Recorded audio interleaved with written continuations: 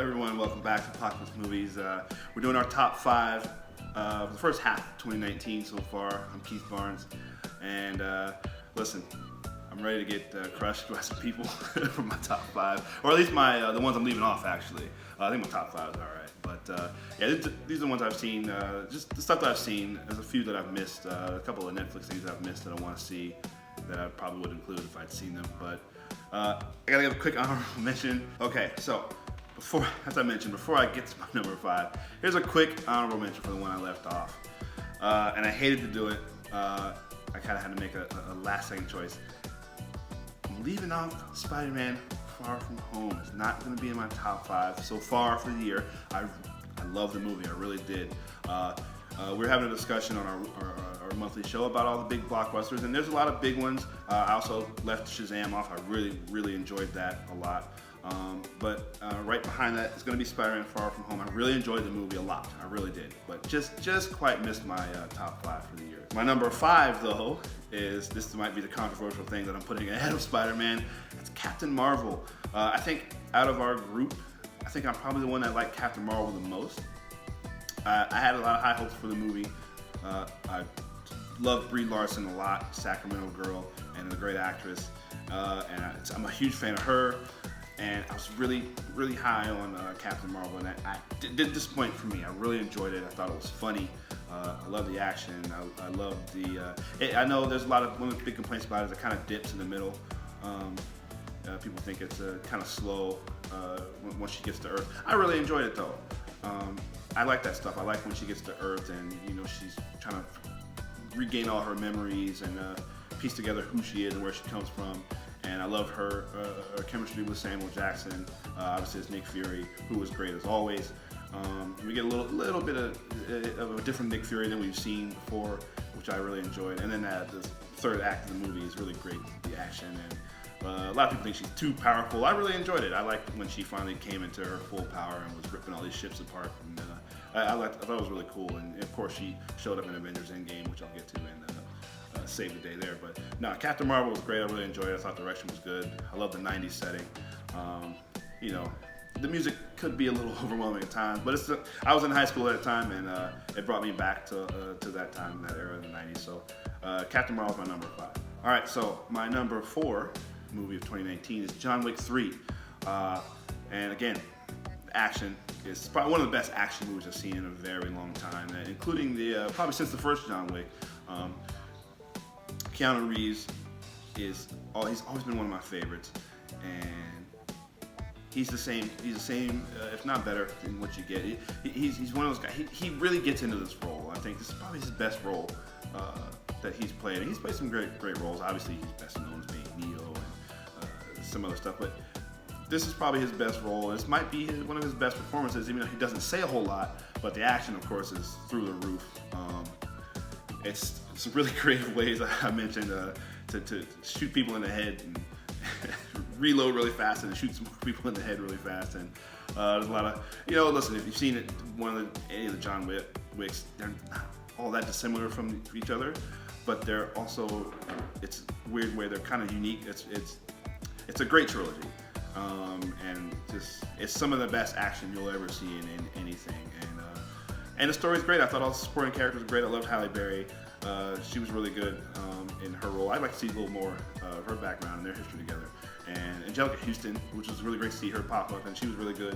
The guys from The Raid, of course, and they were awesome. And looking forward to seeing them again in this series. And yeah, we'll see. My only disappointment, like I said, was the movie kind of the way it ends. I'm not going to necessarily get into it, but it didn't take away from the rest of the movie. I really enjoyed it, but I'm curious to see what happens next. So my number 4 movie of 2019 is John Wick 3. All right, so I didn't have any problems with my top 3, except initially any of these 3 could have been my number 1. I actually thought about it for a while, but my number 3 movie is a movie that I love so much it hurts, and that is Aladdin. Aladdin, the animated one, is one of my favorite movies of all time, not just animated. It's one of my favorite movies of all time. And I had some really high expectations for this one. I was very excited about it. Even when they announced it, great, they're gonna make a live action Aladdin. Can't wait to see it. I loved the casting. I'm one of the few people that love the casting right away of Will Smith. as the genie. The only thing I was kind of iffy on was the Guy Ritchie being announced as the director, but he did a great job with this film. It's not very Guy Ritchie-esque as you might expect. And that's not necessarily to be a bad thing. Guy Ritchie's made some great movies, but this one he did a great job with this. I love the setting. I love the set pieces. Excuse me, all the performances were excellent. I love Naomi Scott as Princess Jasmine. Everybody, Jafar. A lot of people had a problem with Jafar. I thought he was fine. You know, he wasn't quite the older, menacing Jafar. He's a different version of him, but he's really good. I love the effects. The effects were really good, and all the songs are all excellent. You know, that's one. As maybe another slight concern of mine would be the music, but they did a great job with all the music. I love Will Smith's version of "Friend Like Me" about as much as I love Robin Williams' version, and I don't know what to say, much more to say about Aladdin. I love this movie, and when I saw it, I was gonna this might be my favorite movie of the year, but I think the next two that I have just slightly edged it out. But my number 3 movie for 2019 is Aladdin. Probably going to be number 1 until I saw my number 1 again the other day, and then you guys know what I'm talking about there. But my number 2 movie is Toy Story 4. I don't know how they do it. I talk about it all the time. It's 4 excellent movies. And Toy Story 4, listen, they can just keep making them. It doesn't even matter. A lot of people wanted Toy Story 3 to be the ending. Toy Story 4 works. They found a creative way to bring all these characters back together again and send them off on yet another adventure. And you know, if they want to make another one, they want to make 5 more. They want to cap it off, 6 more rather, cap it off at 10. Go right ahead. I'd be more than happy to see that. I love these characters. I love seeing them back together again. I love all the new characters they introduced. Definitely a lighter tone than Toy Story 3, which is absolutely a good thing. But yeah, there's just 4 movies, like I said before, that I can't find anything wrong with any of these movies. And I really just love Toy Story 4 a lot. I smiled all the way through it. It's great to see Woody's journey kind of maybe come to an end. But maybe not. You never know. But like I said, whatever they choose to do from there will be great. I'm all in. And Toy Story 4, I mean, it's their flagship. It's Pixar's. You know, it's their bread and butter. You know, if there's anything ever wrong with Pixar, just come up with another idea for Toy Story, and everyone will love it. You know, and you can see the care and heart and soul they put into making the Toy Story movies. I think they do it with all their films, but Toy Story is it's their baby, and it comes through each time. So Toy Story 4 is my number 2 movie of the year, and just barely. It could have been my favorite, but number 2 for now, Toy Story 4. All right, so my number 1 is no surprise. It's probably gonna be everyone's number 1. And just watched it again. Avengers Endgame. Just watched the re-release the other day, and that's the only reason that it edged out Toy Story 4 as my number 1. Because I saw it twice during the opening weekend, and that was it. I hadn't seen it again until just a few days ago. And I remember why this is the best movie of the year.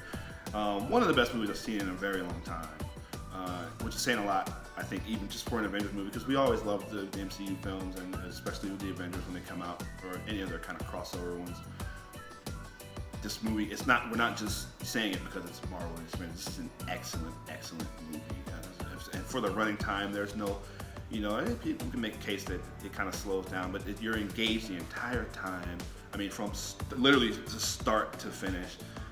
And not a whole lot more I can say that hasn't been said about this movie already. I mean, the performances are all excellent. I really hope we get a kind of a Lord of the Rings Return of the King situation where we get some nominations out of this, because it deserves it. It definitely deserves it. Watching it again, Karen Gillan, I said enough, she is excellent in this movie. And also stood out to me, Jeremy Renner. Excellent in his role as Hawkeye. He's been the butt of a lot of jokes, which I don't get, because Hawkeye's a cool character, and he's one of the best actors we have out here playing him. He's incredible in this movie, and this movie has everything. You laugh, you cry, you get even some scares, and suspense. I mean, this movie has everything you want in a movie, an enjoyable movie experience. And satisfying ending for so many characters. And we look forward to seeing some characters that we know where they're going to go going forward, and some newer characters that we've been introduced to where they're going to go going forward in the MCU. But there's no doubt about it. Avengers Endgame, #1 for so far, could still be #1 for the rest of the year. That remains to be seen. We've got some good ones coming out, and I'm still going to debate between that and Toy Story 4, to be honest. But right now, my #1 movie 2019 is Avengers Endgame. All right, so that's it. That's my list. That's my top 5 for 2019. You want to yell at me for putting Captain Marvel ahead of Spider-Man Far From Home. That's fine. I get it.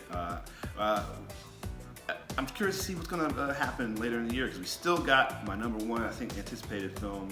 One of my anticipated films is The Irishman coming out, Martin Scorsese. We still got Once Upon a Time in Hollywood coming out. Still got It Chapter 2 and a bunch of other great ones. The Ford vs. Ferrari looks really great. So I can't wait to get to making our top 10 for the year and having that debate. That's going to be interesting. But so it's been an interesting 2019 so far, at least for definitely the big blockbuster films. And tell us in the comments, what's your list?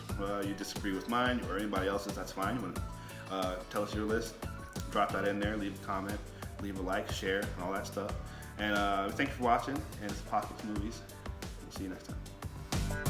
Hey everyone, Jacob Bartley here.